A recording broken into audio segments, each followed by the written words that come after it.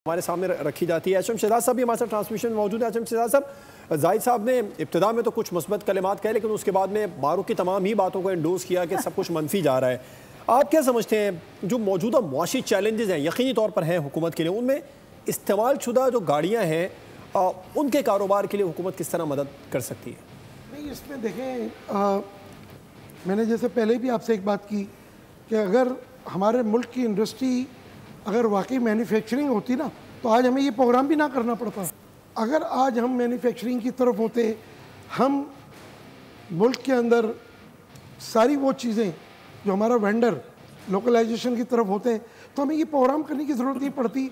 बल्कि मैं तो देखे ना, मैंने तो पूरी 40 साल की हिस्ट्री आपके सामने रख दी। फिर लास्ट 2021 और 2026 में एक पॉलिसी आई ऑटोमोबाइल के लिए, वो सबको पता है। उसके अंदर हुकूमत ने एक बहुत बड़ा इनको एक टारगेट दिया कि भाई आप चलें, जो कुछ हो गया। डिलीशन प्रोग्राम आपने नहीं किया कंप्लीट, फिर आपने मैन्युफैक्चरिंग की तरफ आप नहीं गए, अब आप चले जाएं।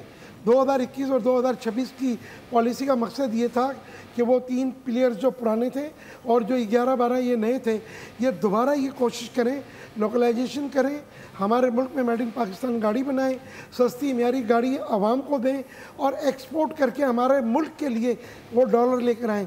लेकिन इस 5 साल में आप यकीन करें 1% भी इन्होंने काम नहीं किया। बल्कि माँ सिवाय, मुझे अच्छा नहीं लगता, मैं बार बार एक बात करता हूँ कि पड़ोस मुल्क में ये सुजुकी आल्टो जो हमारे मुल्क में 32.5 लाख रुपए की है, वो पड़ोस मुल्क में उनके 3.25 लाख की है। अगर उनका रुपया स्ट्रांग है तो वो 12 लाख रुपए बनते हैं। सही है। सब्सक्राइब करें और बेल दबाएं ताकि कोई खबर रह न जाए।